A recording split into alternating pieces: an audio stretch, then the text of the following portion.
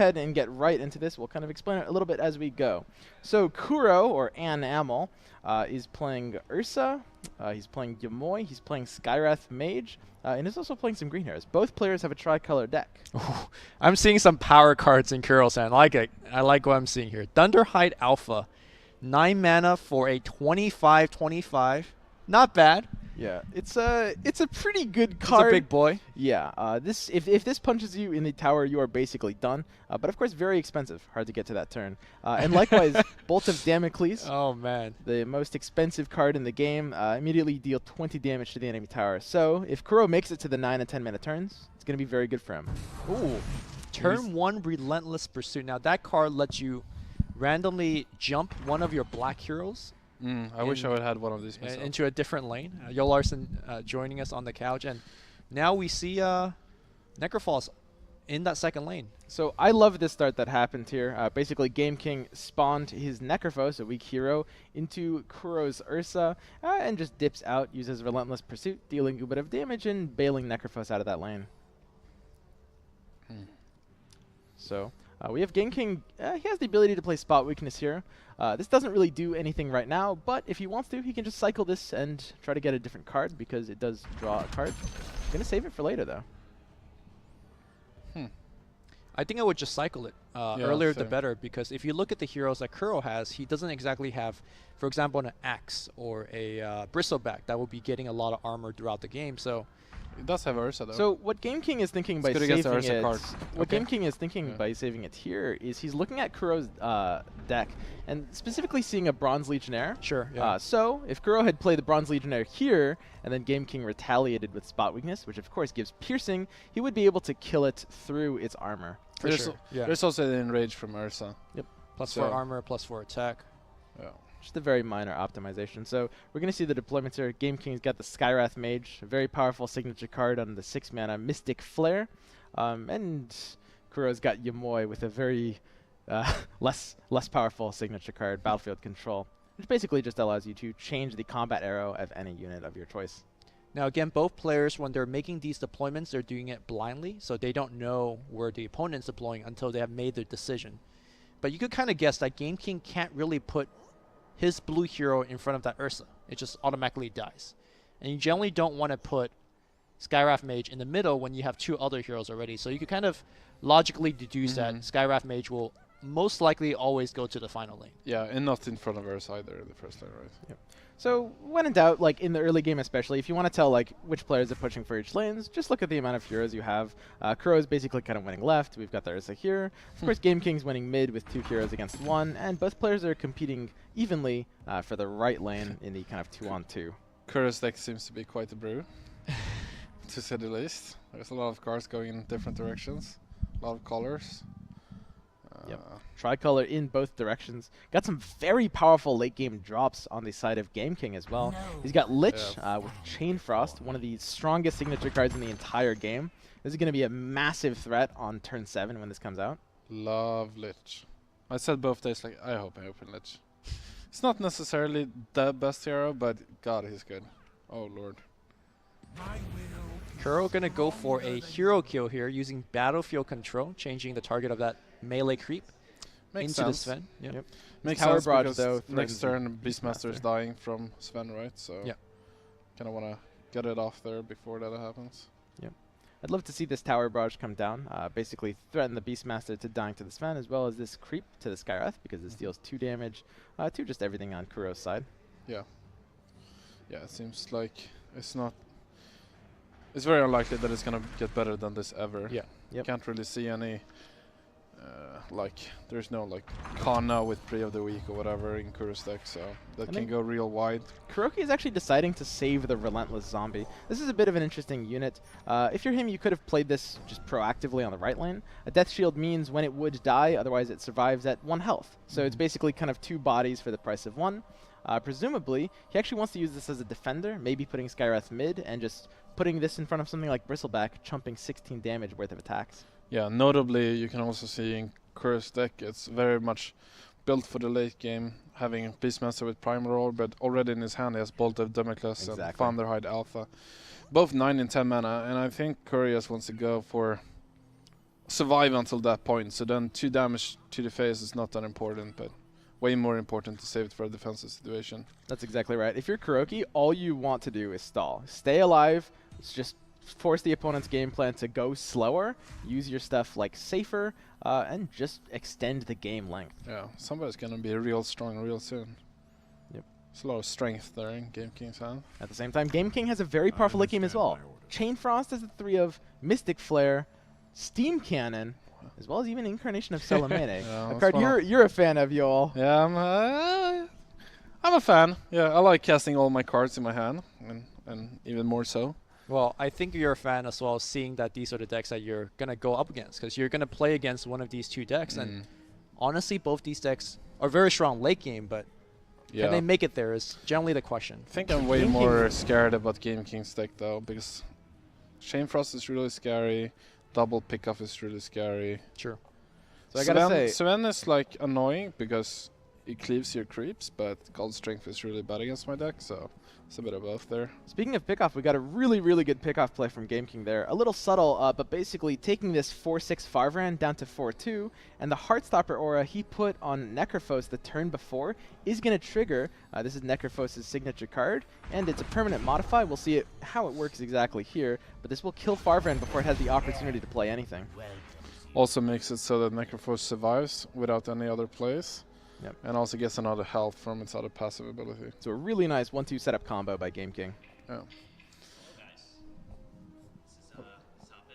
Just want to make an announcement for those watching the chat. We're going to be posting the deck lists up for everyone, so if you want to see these 2 deck lists, you can check Reddit. I posted a thread, and also we'll be tweeting it out on social and putting it in the Twitch chat. So if you want to see these 2 guys, all top 8 deck lists are on there, so follow along with that. You can click on the cards however you want, so you know that'll make it a little easier as you check these out. That's really good for Kuro here, because he's planning to play that Relentless Zombie, which is so much better this turn than earlier, because not only is it gonna block Bristleback twice, but it's also gonna deal 4 this turn and 2 next turn because of the minus armor this turn from Skywrath Mage. Also the thing that Gameking used his Assassin's Veil means that he can't redirect the damage from Bristleback onto Skywrath Mage. So yeah, something very unfortunate for the zombie. I think Kuro definitely did want to play the zombie earlier, and there it goes. But this won't be able to block Bristleback twice just due to Necrophos' Heartstopper aura triggering again, killing it next turn. Keep in mind this goes every turn. Well, Kuro was kind of hoping that he could get this Necrophos also, right? Yes. This would be a very good tower barrage as well.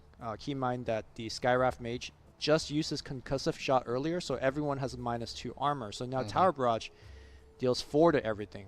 We'll clear out the creep on the left, deal 4 to the Bristleback. And the Necrophos. So can't force a kill on any important hero, but... Do you think it's correct to play the Furlind Mantle? I think that the Furland Mantle, if you're Kuroky, basically, you're looking at these tools, not just Tower Barrage, but Furland Mantle, and you zoom out, right? You look at mid lane, but you also look at right lane, because Furland Mantle and Tower Barrage are both very good tools here. So, taking the Furland Mantle on Skywrath Mage. I like playing it here because you haven't drawn any signature copy of Skywrath Mage's card yet, Mystic Flare. Yep. And if you do draw, Mystic Flare will clean up this board very nicely. So I think it's more important to keep this blue hero alive than the other. I agree. Also, you have more lane presence here with your creep, so it's going to be easier if you place another red hero here to kind of take over the lane. Additionally, it's going to be easier to take it over because Gameking doesn't want to put Sven here because he doesn't want to duplicate his red heroes. Especially with so many red cards in his hand, he kind of want to be able to play them out in different lanes. Oh, he's going to save his Tower Barrage. I guess he's going to use it here? Yeah, it seems like maybe he's going to stay the Magician plus Foresight. I'd love to see a Satyr Magician in front of this creep right here, which will basically redirect this arrow, combat arrow, and keep Jamoy alive, as well as a refresh of its ability. Satyr Magician has the unique ability to restore your mana, even including the turn you play it, and then you can immediately Tower Barrage right after. For those who saw my games yesterday, surely remembers. Not everyone's watching all of your game goals, but yes. As I said, for those who watch my games, you did have 2 of those in your deck, and you were casting a bunch of Thunder God. Okay, This so is a bad placement from Kuro, I think. well, I think he's just soaking as much damage as possibly can, right? He just wanna. Yeah, so he wants to get his Jamoy out of here. Why did he then save Tower Barrage? It looks like with the Satyr Magician, he put it on the right side because he was playing around Skywrath's Concussive Shot, which you can see is off cooldown. If he plays it to the right of Jamoy directly, Concussive Shot comes down, Jamoy dies to the creep anyway. Sure, but no, not really, because if he plays Tower Barrage, it survives, right? It kills the creep in front of it, Satyr Magician blocks the other one, goes down to 1 life also, and the creep dies anyway, so Satyr Magician might even be safe. I feel like Kuro kind of changed his mind here midway, which is okay. Like, if you figure out that, oh, maybe this is the better, even though I kind of committed to the first one, you should definitely like think about that and not be like, okay, now I already committed, so I gotta do this. It's called, what is it called? Sunk fallacy? Yeah, Sunk cost fallacy. Sunk cost fallacy, yeah. So we've got a pretty strong left lane here for Gameking, and he does have initiative. 3 copies of Sven's signature in his hand, God's Strength. Not an amazing card, but it will start putting out a lot of damage. Kuro just top decked 2 very important cards here. So the first card in his hand is called Enrage.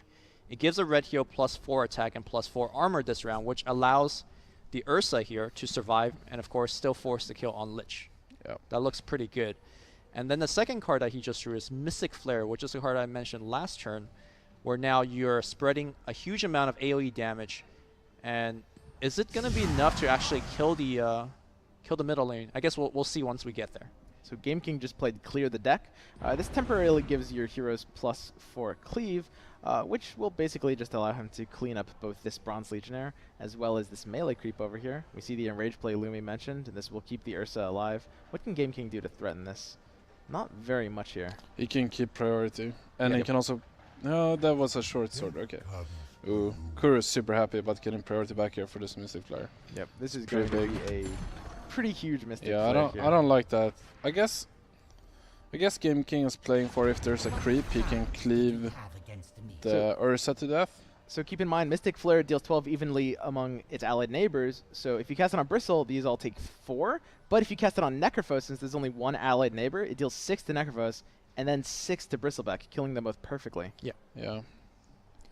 Now we'll see how greedy Kuro is.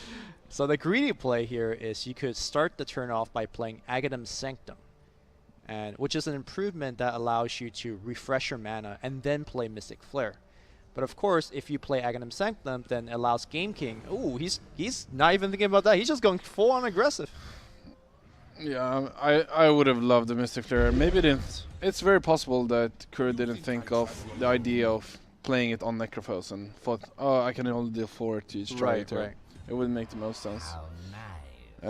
Also, you might think that Aghanim Sanctum is broken, and it is very good, but as you've seen, for those who watched the tournament, initiative is very important. So that's the downside with Aghanim Sanctum, that it costs 1 initiative to play it and 1 to activate it. And your opponent can do a lot of stuff during that.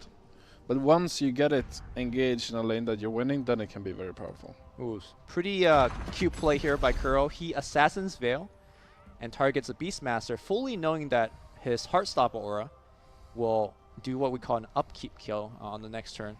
Which is way better than killing it this turn. Yeah. Oh, sorry, this Skywrath mage is already dying, right? Correct. Yeah. Yeah. Not So the Beastmaster. basically, killing it next turn off of the Heartstopper or a trigger, it just ensures it will stay dead for an extra turn, which is huge. Yeah, I think that mistake could be fatal, actually, the one that not playing the Mystic Flare that turn. Yeah. I think Kuro would have been incredibly ahead, because he's going to lose his blue here now. Can't cast... Well, he can cast Mystic Flare if he places Jamoy there, but it's way less powerful. And if he would have kept all of his heroes, next turn he could have gone for Sanctum plus Dimensional Portal plus a lot of stuff. Yeah. So if you're looking at next turn, we have Kuroky developing both Farvaran and Jamoy here. Gameking's not developing anything on this deployment, so we'll have to see where Kuroky places these. So maybe he has to go for the right lane now that mid lane is going to be way harder to maybe he plays like a Farvan in the mid lane. Goes for the 50-50, not being in front of Bristleback. And then he puts Jamoy on the right to kill 2 creeps and the Skywrath mage for the Mystic Flare, or at least hopes to do so. He still has that Satyr mage there, so that, I mean, it's a pretty powerful card if it survives to take over a lane. I like this Farvern being developed left. You see this tower at 18, and you want to kind of finish it off because this lane is not really doing well on its own. I mean, since there's already a creep coming there, you kind of have to commit some kind of health item to Ursa anyways, because... Like, if there was not a creep there, I'm not sure I would have liked to put Farvern there, because this means Sven actually cleaves onto Ursa. Yes. I guess he gets 1 armor, so... But it's very likely that Sven will have enough attack to cleave Ursa to death. We've even got the Primal Roar. So we saw this card be a huge blowout yesterday in many games. This is Beastmaster's signature, 3 of, and in a deck running Beastmaster. So if he wants to, he can stun this unit here and just move Sven for free to another random lane, which is a very powerful effect. Yep. Also works very well with cards that retarget your heroes to different spots. So you can kind of change the direction of what you want to roar. I think we are getting to a stage of the game where initiative is super important. You see in both players' hand they have Mystic Flare, which is this big AoE move. And being able to cast that first to snipe those really weak blue heroes is pretty important, especially against the second in the final lane. Yeah, it seems like Curry is just very much hard passing. I think he wants priority pretty bad. Okay, so Mystic Flare cannot be casted here because of the upkeep kill that we mentioned. Yep. I wonder if you thought about that.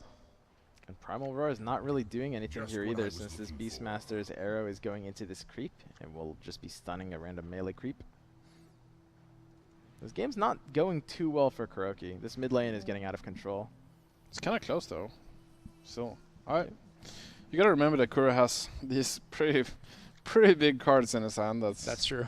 You know, this is the largest creep in the game. 25/25. Thunderhide Alpha. A little bit worse than its smaller cousin, Thunderhide Pack, just because 14/14 is usually enough, and it costs 1 less mana and it has 6 siege. Very important. So a really clean Mystic Flare, using initiative to just peel that off. You've also got 2 actives. You can draw a card with Jamoy, as well as refresh your mana to be able to play even like the Sanctum on a different lane if you want. But I'd like to see the Soothsayer come out here. I'd love this. I love that card. It also keeps your creep alive, because when you play a creep in front of the 2/4, it redirects that arrow. So very nice play. Big game, big game. Something that could be super scary in the left lane area is deployment of Lich plus Chain Frost. Yep. Now Gameking doesn't have the Chain Frost in hand, but it still is a 3 of in his deck because it's Lich's signature card. And if he draws it in the next couple of turns, it is one of the more powerful cards in the game. Chain Frost is very good on the right side too, though. It's like gets the Soothsayer, gets probably the Magician too, maybe even Jamoy with some luck. With the 2- armor on Lich though, deploying your Lich into a blue hero's lane is kind of scary, because your hero could just get blown up before you cast anything. Yeah, with Mystic Flare. Yeah, we'll see. It is scary also to get the 50/50 in front of Ursa if you don't draw the Chain Frost. Steam Cannon in hand here for Gameking though, instead of Chain Frost. 3 draws after this Troll Soothsayer. She allows you to draw an extra card each round. And Gauntlet / Draft is it has a lot to do with card advantage. It's a big game to be able to draw an extra card every turn if that can survive. And let's not forget that it also has 8 health, which is quite a lot. So that's a big Sven. Primal Roar is going to come out now, scaring him to a random of the lane.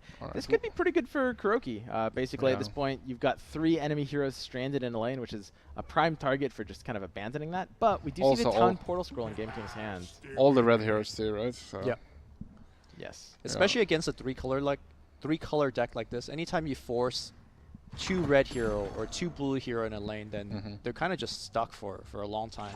If you don't find that. Right. Town Portal, of course, but it's going to take a while to get it there. So Town Portal, it's good, but it takes a while, and it takes a lot of initiatives also. Yep, and we're also going to see the Steam Cannon being developed here. This is a very powerful card to play off of Necrophos here. And you can put it on any lane, and every single turn you get basically a free pick-off, effectively. You can deal 4 piercing damage to a unit in any lane. It's piercing, so it's even better. Kuro's got the big answer in hand, though. He's got the Smash the Defenses, which is a 3-mana spell that kills an improvement. Oh, this is really big. He plays it against the red. He's not respecting the Smash. Yeah, this is Smash is going to come down. Now, of course, improvement can be played into any lane, so he could have played it here into the left or right lane, but instead, Smash is going to claim its victim Not only does he get to do that, but he also trades 3 mana against for 7. Like an entire turn of 3 heroes. That's just... Yeah, that's a big game. Angrily, he's going to adjust his Assassin's Veil and kill this hero in response. Well, I'm not against a ghetto TP. I think that's just bad now, right, for Kuro? Yeah, this is a lot worse because now it dies upkeep and it takes longer to come back. So by putting that item there, he survives the physical attack, but then he just dies to the Heartstopper aura anyways. Yeah. Which Yeah, basically this is just accomplishes delaying his respawn by a turn. Yep. Pretty bad.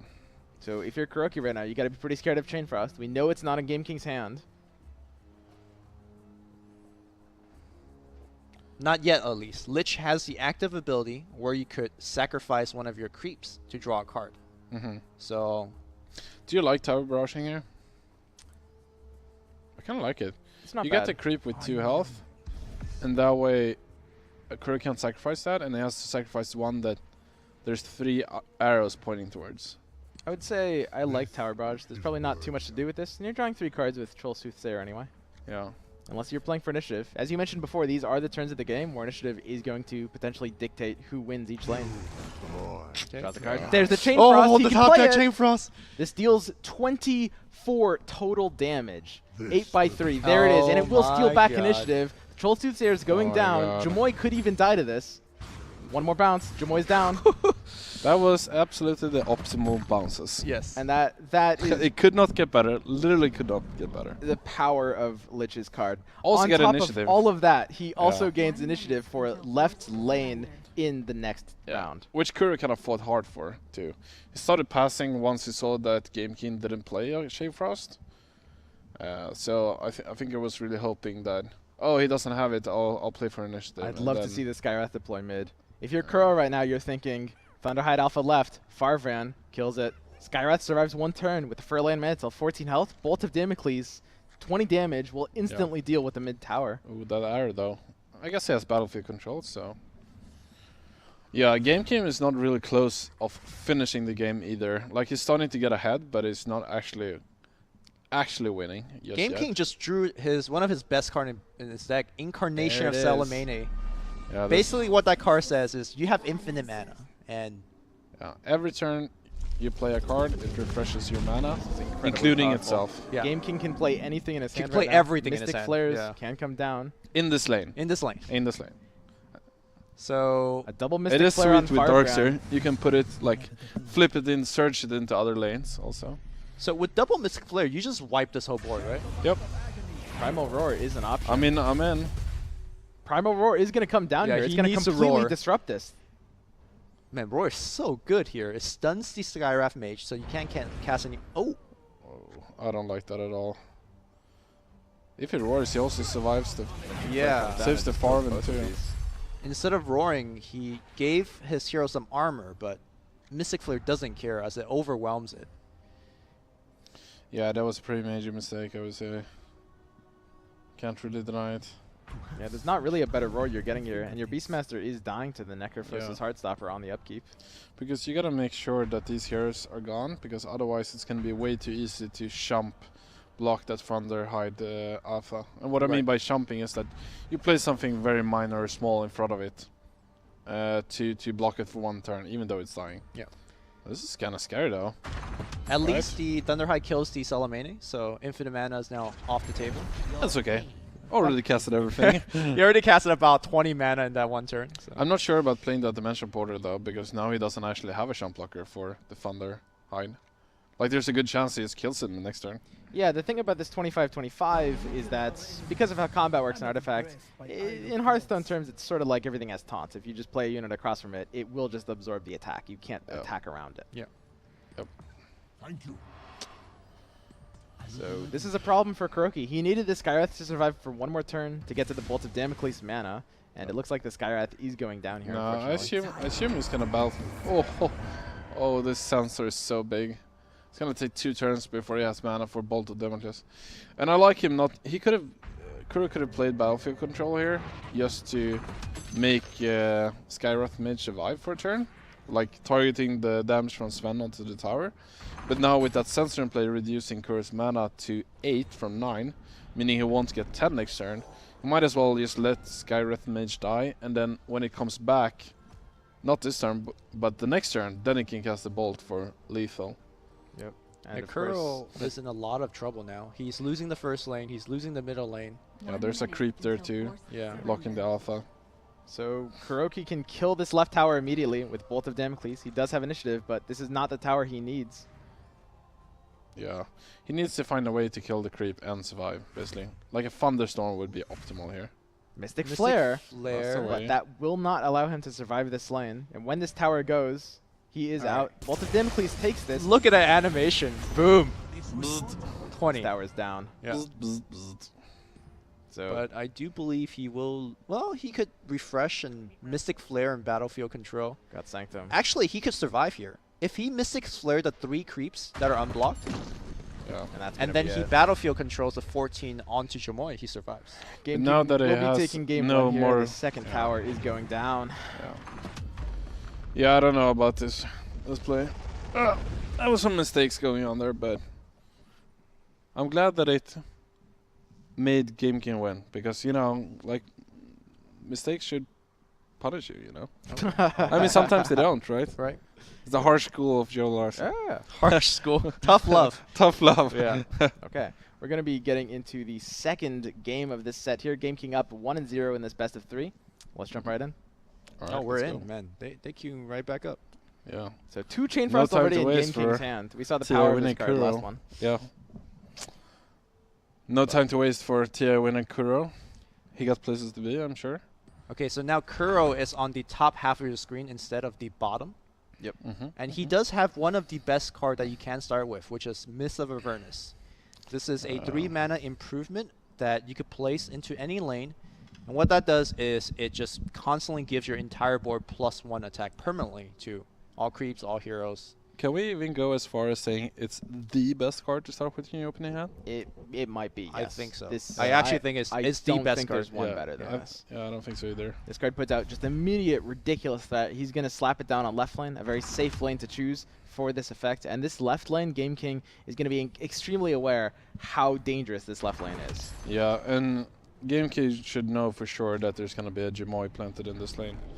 Like, there's just no way. Because if Jamoy comes here, he's going to get the benefit of Yep, that mist there it every is. turn. And at some point, it's going to start to look like a red hero, you know? Game King instantly slapping this Skywrath left. He knows that Yeah. he has to fight for the mist lane. You cannot disrespect this card. Jamoy's Ooh. not coming down, though. Very Yo, interesting. the double mind game. Put Mist in one lane and don't deploy anything in there. Keep in mind, At some point, when you go 2 mana levels, you got to think of if you may be next level yourself. Yeah, I think Artifact's definitely one of those games that I've next level myself Yeah. far often than not. You just overthink things. For sure. the important thing about Mist is every time it buffs, that buff is permanent. So Yep. even when it buffs a hero, that will stay. So this Beastmaster is permanently at +1 attack. The Smeagol arm. This Smeagol was a big game. Ooh, but it has no. a sensor to shut it out. Tyler Estate Sensor. Because denying that -1 arrow was mana here. huge, but Kuro had a way to block the arrow with his creep, also giving Beastmaster +2 attack. Yeah. But Sensor made it so that Kuro only had 3 mana, he couldn't deploy it before his mana was reduced, basically, so that's kind of big. Or it's very big, I should say. And that was another example why initiative is important. It generally isn't important early on, but Yeah. right there we saw the whole turn kind of flopped around because it was Game King that went first. Yeah, often it's even better to be second in Yeah. the early game. Just because you want to respawn. You could see, for those who saw my first game, I think it was, I respected my opponent being second so much that I didn't deploy a Savage Wolf in my lane, in case they had a Selfless Cleric or Any like a Sage challenge. Duelist just yeah. eating it up. Yeah. So, because that's just such a big game. And then right after I ran into that same thing in the second game, but you know. Pretty good deploy luck here for Kuro. When you have Mist of Avernus in that first lane, you just want to see creeps kind of being dropped in there. Yeah. Because they just get stronger over time. And keep in mind, this Tyler Estate Sensor is keeping Kuroky's left lane down -1 mana Yep. as long as this stays alive. Mm-hmm. Game King's just biding his time until these Chain Frost. The nice thing about Chain Frost is not only is it a card that rewards initiative, it's a card that gets initiative. At turn 7, Game King could play this in 2 lanes back to back and just completely wipe 2 different lanes. You mean he's chaining them together? Or is that Yes. how it Yeah. works?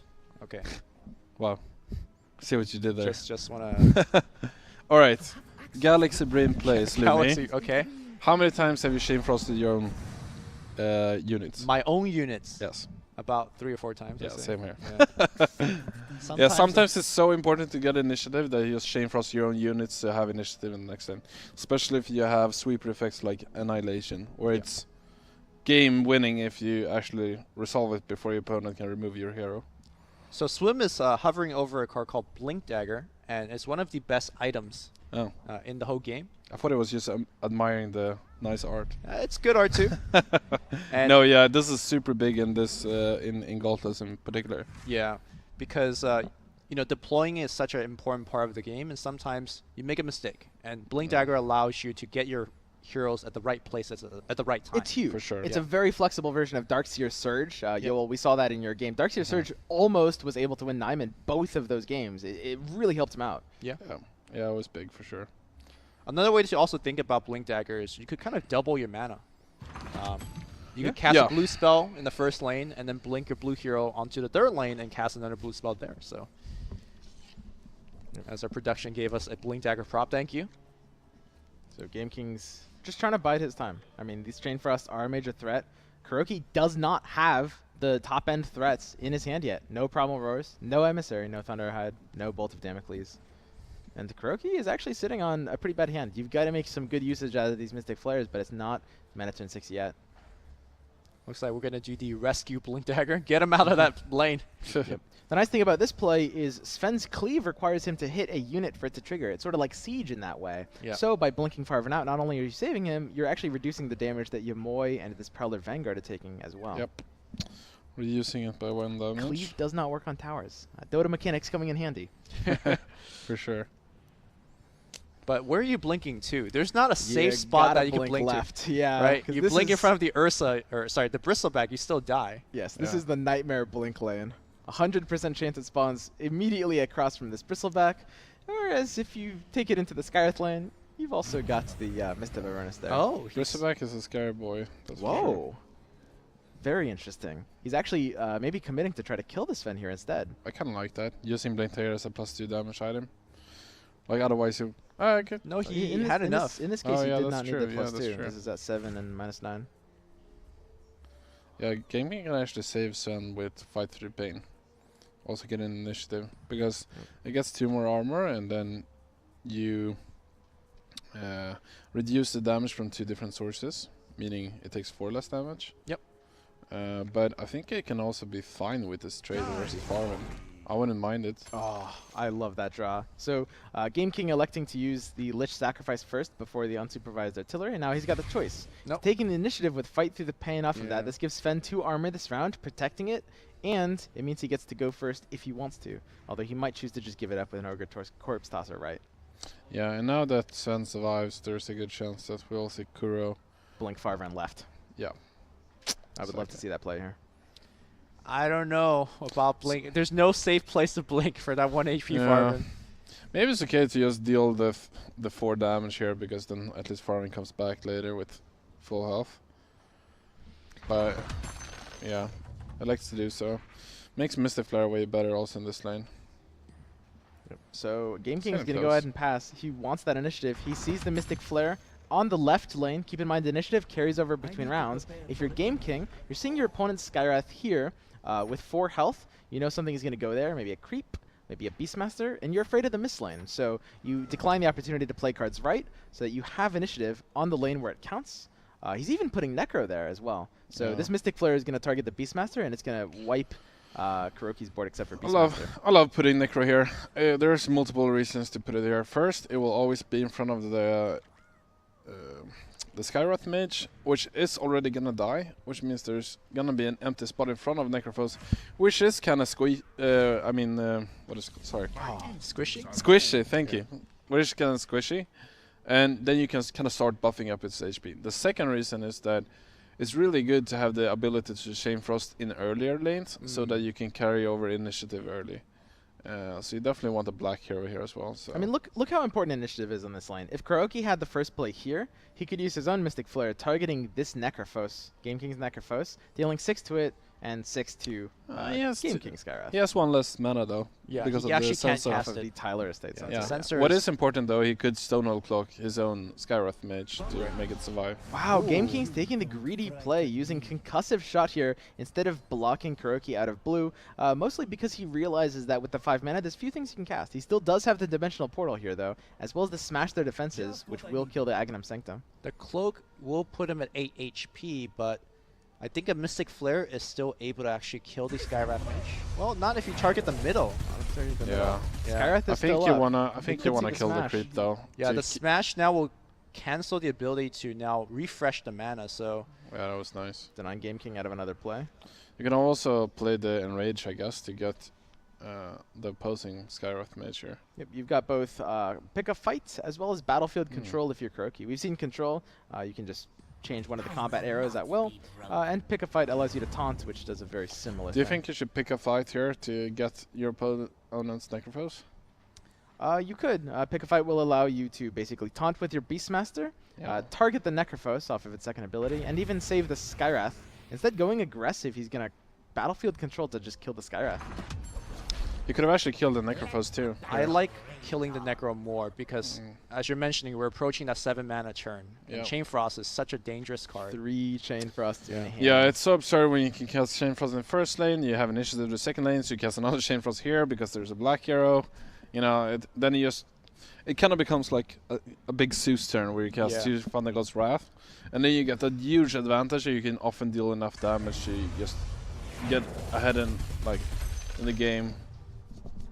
I mean, of course, it's easiest for us to say because we see 3 Chain Frost in hand, but I think sitting in Kuro's position, probably on turn 7, the most scariest thing you should prepare for is Chain Frost, and you got to play with that in mind. No, yeah, I agree. I will say, I think this is going to be a really difficult game for Kuro to come back from. I mean, if you look at like the board and tower metrics, it might even look like Kuro is ahead. He's got right lane. He's kind of got, I mean, he's got more units in every lane, right? And his tower health is totally fine. In fact, it's better in every lane. But he doesn't really have the hand potential that Game King does. When these Chain Frosts come down next turn after, this board is going to get wiped. I'm going to tell you, those units are going to disappear really fast. Yep. They'd be gone. The And best- also, this is the mist lane, remember. Yeah. And the mist felt like it didn't really have that much impact, right? Yeah, I think if Kuro puts Jamoy there, I think the game looks very, very different.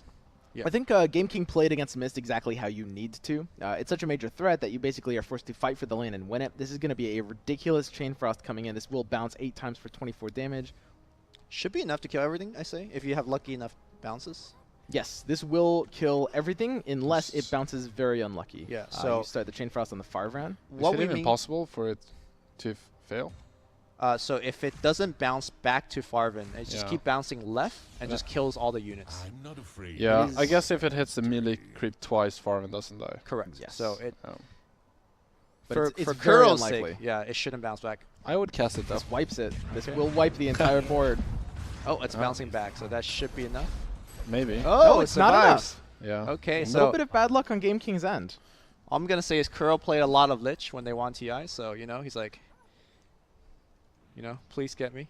But Game King is just going to pass with initiative because Chain Frost gives it back. So you just pass back, and he's got the other Chain Frost mid just to clear this up even further. Ugh, disgusting.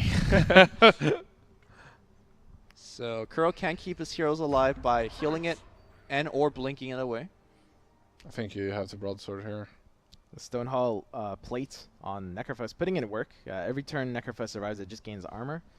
Pretty decent item, fairly cheap. So this Necrophos is basically just not dying anytime soon.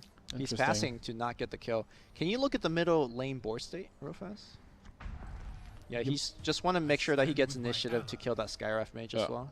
Seems like it. Yep. When you're Game King right now, you've got 2 black heroes, because of course both players are running tricolor decks. And you've got 2 more Chain Frost left in hand. Ooh, he will take the kill. Okay, now Yeah, I like initiative that. back Initiative in is lost. Kuro, and Kuro could kill these units pretty easily. If he wants to Yeah, take this I flare. still think it's worth it. I mean, Chain Threats are gonna stay in hand. It's not like Kuro is anywhere close killing Game King's tower here. Yeah. I think I like because now you threaten a lot of Oh, damage no. with this Necrophos also. Kuro relying on the combat phase, because technically his creep is gonna kill the Lich, but Well, Chain Frost is going Chain to change Frost that. is one tick away from being able to kill Kuroky's entire board. So if we start at Chain Frost, only one unit will be left standing, probably a 2-1 melee creep. If the Chain Frost comes down, I'd love to see a drop here. yeah, I think you should Chain Frost. It also denies the card from Jimoy being drawn. Yep. It just stops so much power and toughness. Or, I mean, life and And attack. there it is. Taking back initiative yet again, starting on Jimoy. So there will be a 2-1 melee creep surviving this board state off the final bounce, and that's going to be it. I think you also sacrifice the creep, draw a card, and you maybe even portal out this Lich.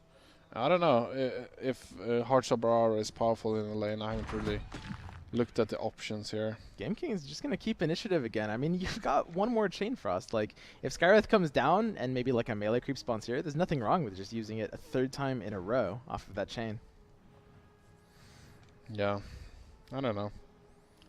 Ogre Corpse Tosser has a unique ability, a passive. Every time a melee creep dies, does a bit of damage, but he's actually just going to teleport the Bristleback out. Seems like Gameking is going super aggressive now that it's cleaned up a few heroes with the Chain Frost. To be able to pressure 2 lanes as much as possible for Kuro having a harder time coming back once his Gameking- hero respawn. Gameking's still very scared of Kuro's top end, which he hasn't drawn yet, but he doesn't know that Thunderhead Alpha had Bolt of Damocles, which we saw last game almost win Kuroky the game. And maybe one of the top 3 cards in the game, Emissary of the Quorum. Yep. Very, very powerful card. If this comes out early, it will buff the board every single turn. Think about it like Mist of Awareness on steroids. Yes. It's completely absurd. You can put it on a lane where there's like a creep or a second creep, and then you just push the bottom every turn, and you can even TP the hero out. It doesn't matter. It will win that lane for sure by itself. And it's rarely enough to put one hero there to even stop it. It's Yeah. And keep in mind, non-hero actives enter the board off cooldown. So you can tap this right away. Same with Sanctum, same with Satyr Magician, everything like that. So being able to play this on the turn you play it is insane. Also, one of the few cards where once you take the tower, you can still do 80 because it just ramps up so fast. Yeah, it's no joke. It scales very well. Yeah. So Kuro doesn't have that card in hand just yet, but for his sake, let's see if he could top deck it soon because he needs the power that that card provides. I think this was the second most important deployment of the game. This is gonna decide a lot where Kuro tries to reclaim some of the disadvantage he's losing from the Chain Frost, and where Gameking kind of tries to plan out ahead how efficiently he can get ahead with the advantage he's already having. Because getting that deploy coming back is usually, it's better to have the later deploy basically, because then you can choose where to deploy your things depending on where your opponent has their heroes. But you know, Yeah, Gameking isn't really putting out enough pressure here so far. I mean, we've Chain Frosted twice, and we can again next turn off of this deployment, but all of Kuroky's towers are still at over 30 health. This is a neat little card. Unsupervised Artillery is just going to deal 4 damage every turn. yeah, this lane is probably lost. Can't really go for more here. And I wouldn't want Kuro to, or sorry, Gameking to use more cards in this lane, because it's pretty clear that Kuro is trying to save the mid lane now that he put his Skywrath there. Good So- Mystic Flare here can wipe out the Lich. Yep. And Very probably happy. the two creeps. Yeah. Sounds good. Bristleback can play something like Ogre Corpse Tosser in front of the Skywrath. Not too much reason not to. And also cast Bronze Legion there as well, right? Yep. If you will want that. So the first unit you play has to go into the Skywrath. If there is an opponent that is unblocked, you have to play, or specifically nothing across from them directly, you have to play a unit into them. You can't play it to, for example, the right of Bristleback. So the Corpse Tosser would have to come back first. There it is. Because you don't want to play the Bronze Legionnaire into combat with the Skywrath, who has 5 attack. I think that the time port of the Gameking played might actually cost him a lot. Yes. Because now Kuro is not going to have any big problem saving this lane. He can deploy 3 heroes here next turn. Yeah. It's definitely going to take over this lane. And Ursa is not too far away from killing the right tower, so I mean, why not? Yep, exactly. just gonna be Gameking no kind of, way that- gave up lane 3 for free. Yeah, there's just no way that Bristleback can... I mean, it's a powerful hero, don't get me wrong, Yeah. but when it has to play against 4 heroes, that's getting to be a little harder, you know? Not his forte. Defending and not his forte. No. So we see Gameking has a pretty expensive card, Cloak of Endless Carnage. So for the rest of the game, this Bristleback, whenever something next to him dies, Gameking will draw an extra card. Okay, I like that. Pick a this fight. play. To redirect an arrow and allow him to attack the tower instead of the creep. Because at this point, you don't really want to waste your 9 damage into a 2/4 melee Yeah. creep. You want to kill the tower before the Lich comes back, basically. And this is probably going to be enough. You don't have to really play more cards into this lane, I feel like, from Kuro. Okay. Kuroky might actually be in a winning position here. So Yeah, I think it's very, very much ahead. I think Gameking did not put enough pressure in the situation he needed to. Now, Kuroky doesn't really have the draws, but a triple deployment mid to defend this is going to be very good. Now, he can't really defend left. It's a little too weak. There's a black hero here, which represents Chain Frost, but Lich isn't coming back this turn. Yeah, I think not putting I Skywrath love Mage this mid deploy. was also like, ugh. Yeah.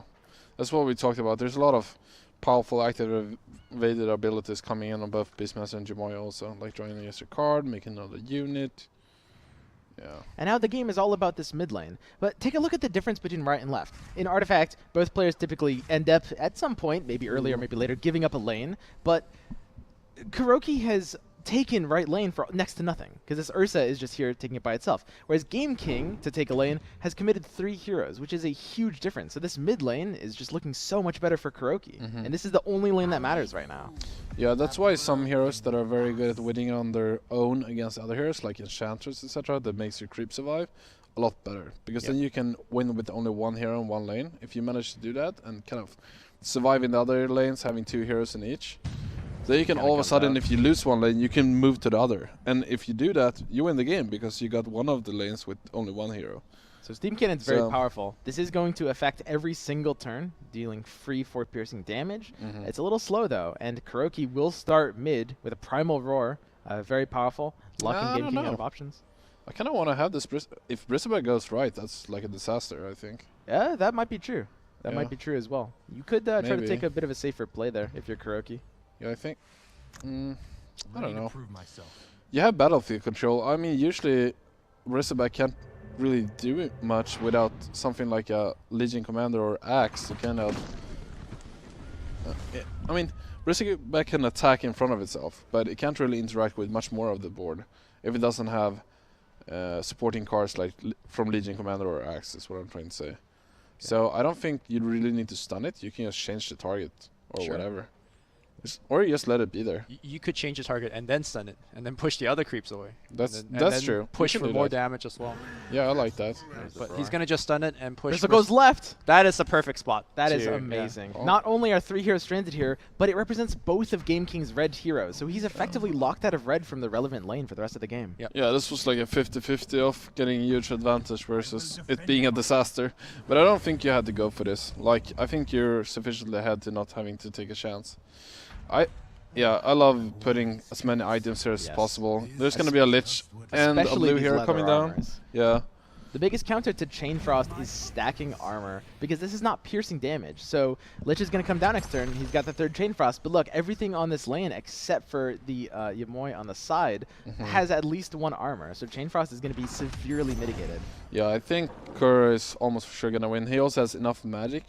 While he doesn't have initiative now, I would assume that Gameking would want to use that Steam Cannon in the first lane before entering the second lane with both of his heroes. Exactly. That's exactly right. This is one of the prices you pay for Steam Cannon. You can look at Gameking having initiative, but the biggest problem is if he wants to use the Steam Cannon, which is very powerful, he'll have to give it up. Yeah, I think I would have put Steam Cannon in the mid lane. It is worse against Smash, smashing the improvement, like we saw in the first game, but I still think it's worth the initiative game to have it in the first lane. Also, then you don't have to kind of predict where you have to shoot your 4 damage, which Sure. I think is pretty big. So this Chain Frost is just not doing enough here. yeah, spot weakness to draw a card, not anything too relevant here. Yeah. And I guess you might as well use a Steam Cannon because you don't have initiative anymore. Yep. And if Yeah, you're I would Gameking, also it's very gold strength sad. here. I think your best chance is to 80 Yeah, the first that's- lane and try to survive mid. Yeah, but this is very difficult to survive. No, I agree. You gotta Don't try get me to wrong. play Dimensional Portal and Yeah. just hope that Kuroky doesn't have answers. Right now, he kind of doesn't. I mean, the Roar will be good. Do you Chain Frost here just to get initiative? You could. Chain Frost? You could Chain Yeah. Frost here. Just But what to are you use getting it as an initiative for, card. though? the dimensional portal before the roar comes out, Yeah, keeping you in the game, but not for long enough. He also has Kuro's decklist. He knows there's enough magic in his deck too. Yeah. Like Shamefra doesn't even do that much in the first lane because of the major amount of armor from both the items and farming. Okay. Interesting. Take off. Okay. I think Gameking is playing for the fact that I hope he has just nothing, and I'm gonna try to Chain Frost and stabilize. And as we know, There Guru is does, something. Guru does not have nothing. Yeah, he has more than nothing. Primal Roar is even better. Primal Roar. Primal will Roar is lethal end here, out right? this game. The Yeah. stun on the Skywrath, the fear on the Lich, and that's it. That's lethal. Skywrath cannot play anything. And we're going to game 3, 1-1. Yep. So I think that that game was a good example of just like lane commitments and deployments, because that's really what it came down to. As you mentioned, Yoel, both players probably made like minor misplays at different times about like where to commit. Gameking maybe abandoning right too early, over committing left, and really it was kind of a back and forth just because of those plays. Yeah. As I said earlier, when I said that this was the second most important deploy, the Gameking deploy, what I meant was that the most important was one was the deploy from Kuro, where he could have put Jamoy in that mist lane in the beginning. And that would have changed the entire outcome of the game. It would have played out completely differently, I think. For better or worse, I mean, he still won, so here we are. Yep. I guess. Next level. Yeah. Game 3 though, happening right now. And we're getting right into it. So this is the flop. We've got Necrophos and Beastmaster not facing each other left into creeps, and then it's Ursa and Sven. Very passive opener. I say very good spawn actually for Gameking, because Necrophos surviving the first turn is always good. Ooh, even when you get that arrow. Oh, this is big. It reduces the attack as well. Yep. This is exactly what you want with Hellbear Crippler. It has the passive that will permanently reduce the attack every time it hits something. So that Ursa from Kuroky is permanently at 6 attack now. Although Bristleback is also kind of sad that it didn't have anything to attack. That's true. Yep. That's definitely true. All 6 heroes not spawning into each other on the flop.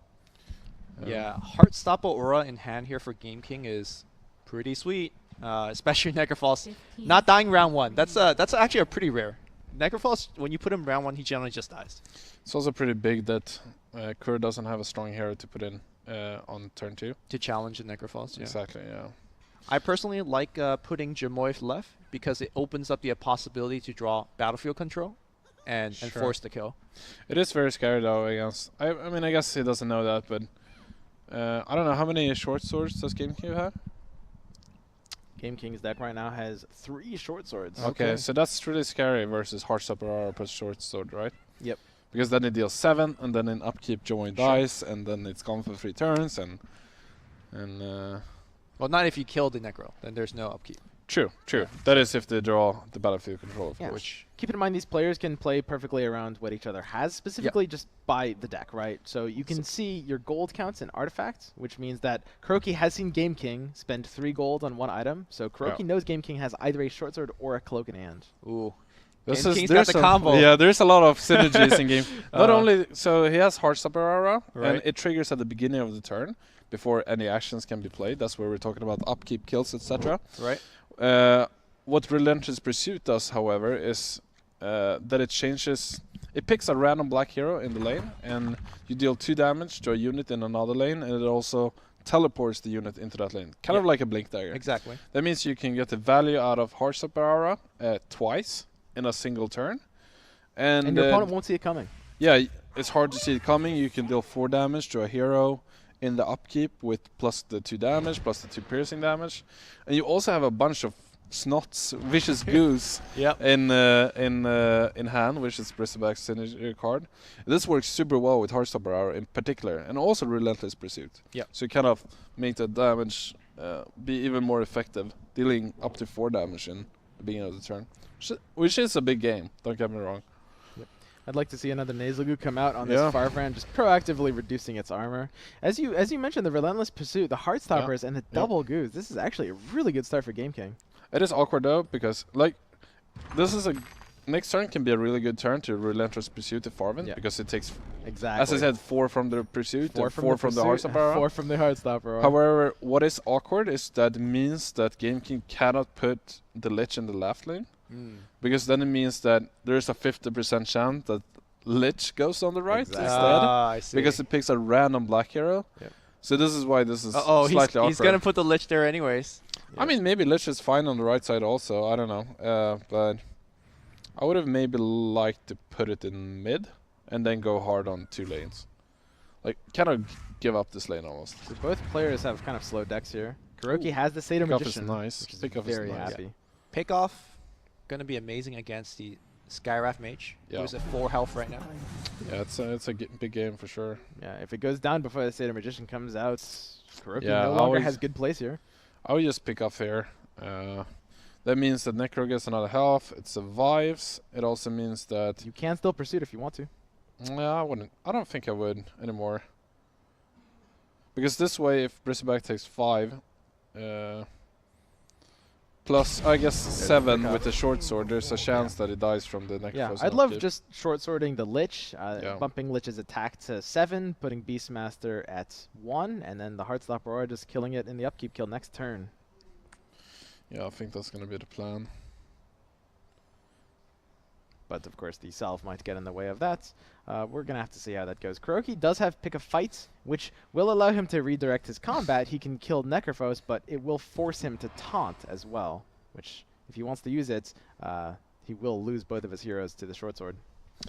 So interestingly, Kuroky chooses to use his health potion this turn, which means the Gameking doesn't really have to commit his short sword this turn.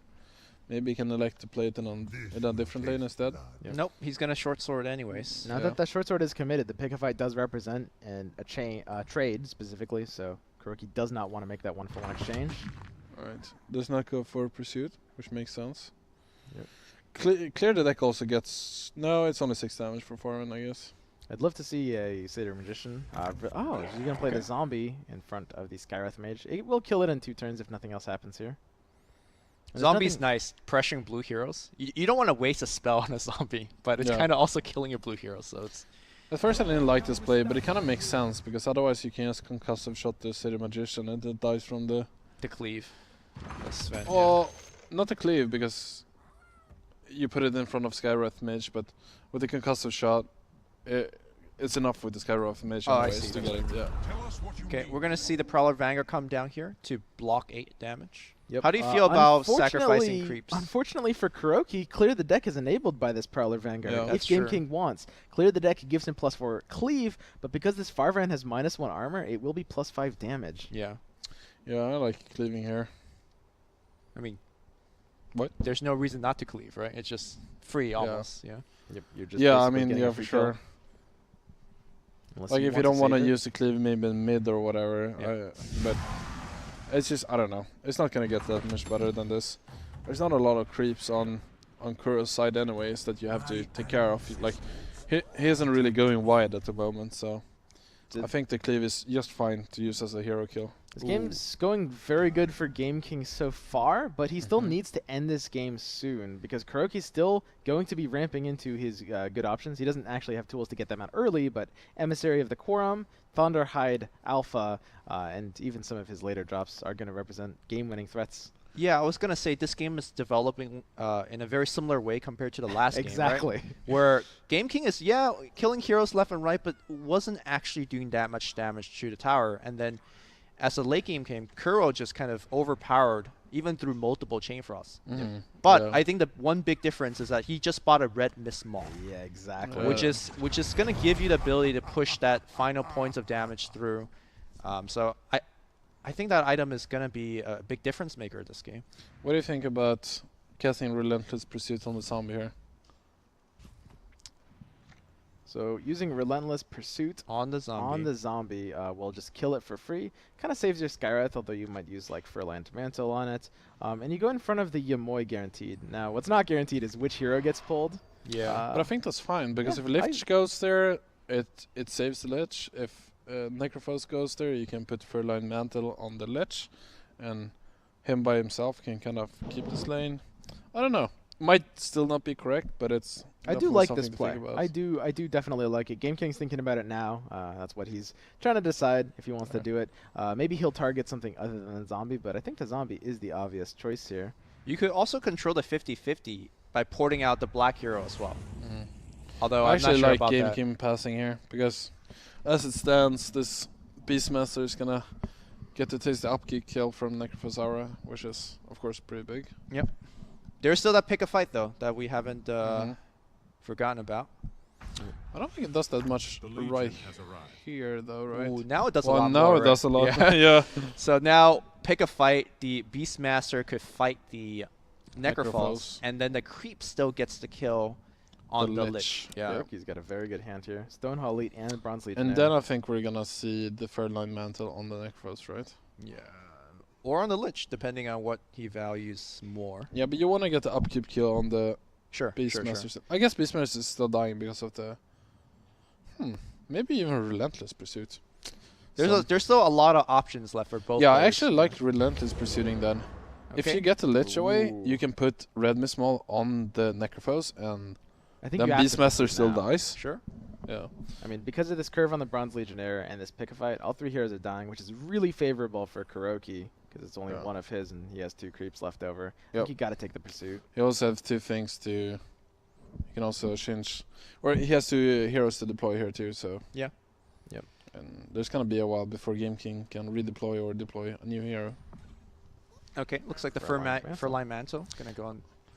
If he doesn't cast Relentless if he elects to cast Relentless Pursuit, I don't like playing the mantle first. I think you wanna It looks save like he's gonna TP out the Lich at this point, right? Yeah, it makes sense. Yep. Yeah, that makes maybe that's even better. Yeah, I like the I Maul like and the TP. portaling it out. Yeah, Yep. yeah, that's better. I think. Yeah, this Maul is great. Putting it on something tanky is just going to start chugging away with its siege damage. And the Heartstopper will be killing the Beastmaster next turn. That's just so good when that happens. Yep. It's just dead for another. This Beastmaster is already dead. There's nothing Kuroky can do about it, and it's respawning 1 turn later for free. This makes Gameking so much more happy about his play because the reason to Relentless Pursuit would be to save the Skywrath Mage, but if Kuro is gonna commit Mystic Flare anyways to kill it, he's very much fine with this outcome. Yeah. Okay, we're gonna see the Stonehall Leak come down Yep, and as that's the gonna passive. be That's met with the Viscous Nasal Goo. Yeah, I would have done that. That's a scary card. It's not elite. When it kills like 2 creeps, then it's almost out of hand. You It's have like to a spend a real card. Like 2/6 Yeah. at that Yeah. point. Yeah. yeah, As Lumi mentioned, this is one of the scariest cards. You put this into a melee creep, and unless it's answered immediately, it grows out of control. A lot scarier than a Savage Wolf from Lycan. yeah. Because of that 2 armor, it's just so much harder to deal damage to it. Because even if Savage Wolves grows every turn, if it gets blocked by a couple of creeps along the way, it's gonna be way easier to deal with it. Which is the opposite with Stonehall Elite, basically. Everything that kind of scales, like card advantage is really good in Gauntlet, but virtual card advantage is when something scales on itself also. Like at some point Savage Wolves are better than heroes, so Sure. you know, and that kind of gives you an advantage over time, which is a powerful thing. So this Heartstopper aura is going to trigger Beastmaster dead on arrival. Bzum bzum. That's why we were talking about Mist of Avernus being one of the best car ever. It just gives you virtual advantage for Yeah, one entire exactly. lane for Yeah. many turns. Yeah, it doesn't actually draw a card, but it's virtual advantages over Yeah. time for sure. So we're going to have to see that Relentless Pursuit we were talking about last turn be used this turn. Killing the Jamoy and kind of recontrolling mid lane would be great. Again, it's a little awkward because you don't know which black hero you're sending over, but either case, you're getting the kill regardless. Got the Assassin's Apprentice he drew. A bit of an early game creep. Oh, is that the right one? Did you want that one over? No, I don't think so. I think you want the Lich over, yeah. It goes. Yeah. Jamoy is dead. Hmm. And it's still, it's exactly like you were saying, Lumi. This game is going exactly like last game. Gameking is just killing these heroes over and over again, but these towers are also healthy. This tower is 25, it's only taking 2. It's taking 0. The other 2 are over 30. And Kuroky is just sitting here chuckling with his Emissary and his Thunderhide Alpha in hand, just waiting for these to come down. I think the most important thing for Kuro this turn is Jamoy being able to live. Yes. And live at a full health. So, and the reason being is we're on a 7 mana turn, and if you look at Kuro's hand, he's got some very powerful 8 and 9 mana cards. So right now, Jamoy in the final, or sorry, not Jamoy. Farven, yes. Farven, yeah. Sitting in a very compromised position, so maybe we'll see a TP out or something like that. But next turn is when Kuro is going to start taking things over. Yeah, I think that's a very good point. I mean, the fact that it's the singleton green hero, this is the weakness of tricolor, because you're forced to have one color that you have one hero of. That's kind of a weak point. You got to protect your green. If Farvaran dies, you are locked out of these. This also spells the importance of having a lot of creeps in your deck. That's the reason why Gameking can't really deal damage towards Kuroky, even though he's getting ahead of killing your opposing heroes. Like, sure, he's killing them, but if he doesn't have extra creeps to actually pressure that advantage, it doesn't really do anything, you know? Well, it looks like this is going to be a lane that he will pressure quite a bit. He has that red mist maul that we talked about on the Necrophos. Important pickup. This is actually dealing almost as much damage to the tower as if Necrophos had just hit it himself. Yep. That's the other way you can get ahead of killing your opposing heroes, is that you have powerful enough items that push for a lot of damage or spawns units. But they're a little bit harder to come by, like Horn of the Alpha, for example. So Kuroky has to TP this Farvaran, right? Emissary turn is coming up. If this Farvaran dies, it will be down for the Emissary turn. And it might not even be necessarily reliable for the Thunderhide turn. Yeah. It was an interesting choice where he played at 6-16 as well. Yeah, he could have TP'd out Farvaran first and placed it in front of Bristleback. Yeah, I would have loved that. No, I don't know. It just depends if you want to go more offensive or not, right? Yeah, but it also trades against Bristleback in 2 turns, and you kind of want to strand the Bristleback here. I mean, so we are Bristleback is not winning this lane, I don't think. Ogre Corpse Tosser will deal an extra 2 damage to the tower. Okay. Throwing a melee creep. I don't know. Bristle hitting pretty hard. It was pretty good. Yeah. All right, so where is Farvaran going? That's the big question. Yeah. It's kind of scary to go into the lane with the black heroes because Chain Frost is ever present. Also, let's not forget about Gameking's Lost in Time. We keep talking about these very high value cards in Kuro's hand. You could just lock them all out. Skywrath left. Lost in Time is really scary. This is one of the strongest lock cards in the game. When you play this, 3 random cards from the opponent's hand are selected to not be playable for 3 turns each. Ooh. Yeah. It's interesting. There's a lot of pressure on this Skywrath mage if he puts Farvaran on the right side. If he would have done this, I kind of feel like it would have been better to just let Farvaran die and let it come back to cast Thunderhide Alpha, maybe. Like, I don't know.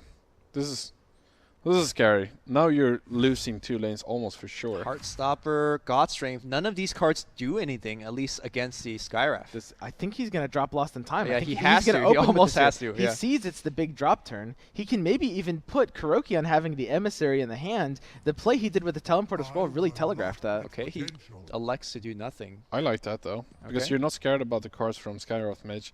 Reducing then again, Foresight makes it worse, but that's like the only blue card that makes it worse. Right.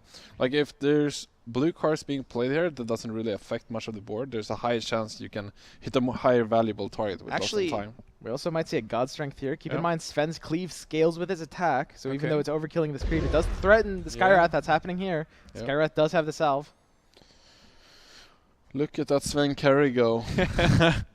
Stopped being a carry in Dota, started becoming one in Artifact instead. I mean, he's a pretty bad carry here too, let me tell you. It's he needs a lot of items.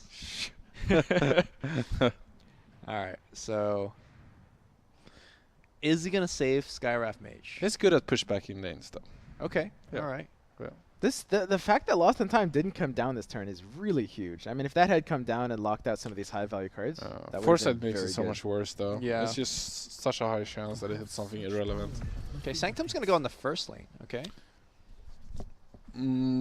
Probably prepping for next turn to get something powerful maybe? Problem is has so many green cards of his only green splash. I think he had to go for putting Farvaran here. I would have liked that. You know the concussive shot is coming down. It looks like the healing salve is just basically forcing that out here. Gameking is going to win left very handily, and mid is a major threat as well. So if you're Kuroky, basically your plan is Emissary here, slam that down, and then presumably try to start defending mid. Yeah. I don't think mid's defendable. No. Yeah. He has too much direct damage. He has I think you have to defend left. Yeah. Left might be the better chance. I mean, Emissary is very powerful here, but this isn't the lane you want it. It's a gigantic Emissary. It does force out the short sword and save the Ursa, but I think this is over. You need to draw a roar, otherwise it's just game over for sure. 100%. Yes. It is good that Farvaran actually dies. Because I don't think you want Farvaran here anymore. Get OTP, man. Get OTP, get him out. Okay, Double so deploy it's left. Beastmaster and Jamoy left for Kuro, Yeah. and he has to hold for a while. He might only have to hold for one turn. It's possible he can find the Bolt of Damocles and almost We kill also this tower. forgot the many 8 mana plus cards that Kuro has. This deck does it all. Roar is a very good top deck, but Yes. Gameking has initiative. Chainfrost draw here might just end the game on the spot. If he doesn't find it, he has Incarnation. Incarnation's pretty good, yeah. Neither. Neither was strong. I think you cast Incarnation first. Yeah. Yeah. Pretty safe play. Yeah. You get infinite mana to start your turn. Well, it also helps against Mystic Flare a little bit, right? Yeah. And Still didn't find the Chainfrost. I don't like that. I would have played it. Okay, so Mystic Flare here from Kuro could lock out black cards by killing the Lich. You've got to respect that. I mean, if you're Kuro, you may be thinking Chainfrost doesn't have it. He respects it. Lich down. No Chainfrost opportunity. He could have drawn a card as well, but he also has Sanctum, so. I don't want to underestimate Kuro, but for some reason I felt like he didn't think about that you could put it on the far right side Oh, I from But see. previous that's games. how Mystic Flare works in Dota. He would have known that. I don't know. All right, so Jamoy can still draw a card. You see all these glowing buttons on these heroes. They are abilities that could be activated. Yeah. That's Bolt of Damocles. Oh boy. So all that's Kuro needs to do is one damage. And Can this Call of the Wild, Yeah. if Gameking doesn't respect it by picking off he this doesn't have a black hero. 3/3. He doesn't have a this- black Yeah, hero he anymore. can't stop it. This is great. He needs to draw something with spot weakness that will stop Wow. this little boar from hitting him for 3 damage in the face. Well, he could also Lost in Time and lock it too. All right. So- Time to Lost in Time. It's lost in time. Yeah. There are Bum, 8 bum, bum, bum. cards. 8 cards. Oh, he hits Bolt! Okay. It's so important that he played it earlier also, Yeah, because yeah. he drew it this exact turn, right? This draw is from Jamoy. Okay. So that he didn't play Lost in Time earlier means he could never hit Oh, it. and the arrow didn't hit anyways. And there Well- was a slay, but well, he doesn't have a black hero here. though. true. Okay, so is it ever correct to play Smash the Defenses on your own Sanctum to draw cards? Yes. Yes, absolutely. Do you do it here? That I don't That's know yet. dangerous. Farfriend's going to be deploying next turn, and you want to alpha and play some other units. I Yeah. would not do it in this case. Not this turn, I don't But think. you do smash your own improvements a surprising amount of the time in this Yeah. game.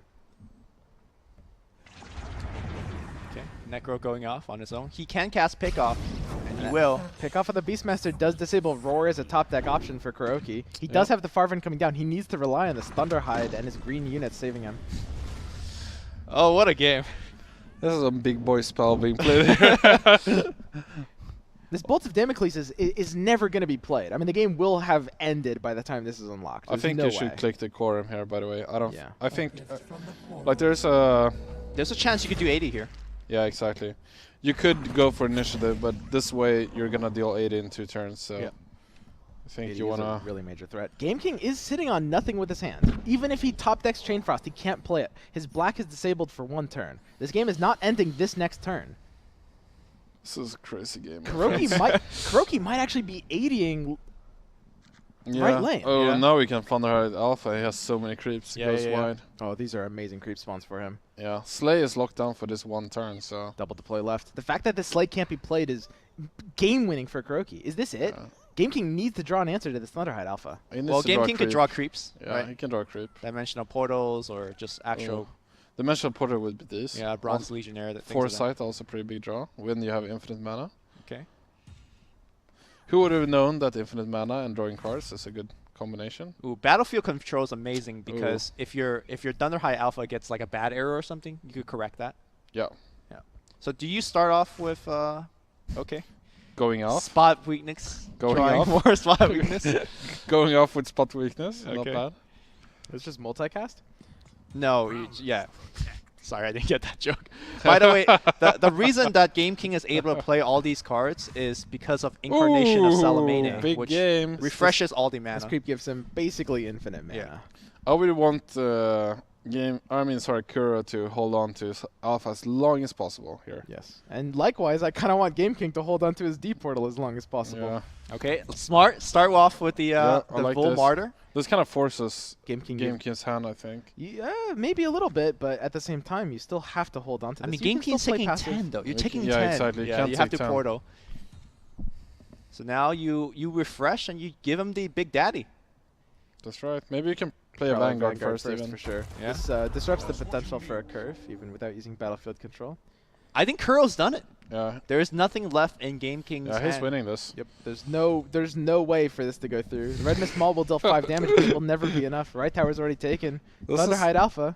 And here you can see really how different the games can play out in Gauntlet. If you compare it to my games versus this is just a different world. Yeah. I like how when you walked in, you sat down, you saw Thunderhide Alpha and Yeah. Bow of Damocles, and you're like, what is this? It's very different. I'm like, this is quite the brew. Yeah. But it's doing it. It's gonna carry Kuro Yeah. to top 4. Don't get me wrong. It's really good with expensive, powerful cards in, Yep. in draft. I think my deck is more of an anomaly. Yes. It's not very often you can go so aggressive. Gaming King sees the refresh. He's scared. Uh-oh. He knows he's about to get Yeah. slammed, and he knows he has no answer. And Yep. this is just the weakness of your black heroes being targeted. Oh, here we go. Who needs Vault of Damocles when you can deal 25, right? What an Alright. absolute unit. Thunder Chat Alpha coming down. And I've never seen actually Thunder High Alpha finish a game in this nature. This is the first time ever. And it's a sweet sight. Same here. Going out on your own terms, casting Sanctum, where you have Double Incarnation. infinite mana. Seems good. Yeah. And that's going to be Oh, it. wow. Kuroky is going to take this series 2-3, and he's going to be your opponent, Yoel, actually. Oh, in really? in the semifinals. It's gonna be interesting. Yeah. You looking forward to that? I mean, I think I'm at advantage, but I'm not gonna jinx it. Yeah. No, Gotta be no smart. reason to do Gotta that. avoid Yeah, the jinx. Be smart. So, Oh, look- is the 7-0 curse broken now? 7-0 curse is broken. Yeah, congrats. I just High five, realized. Karen.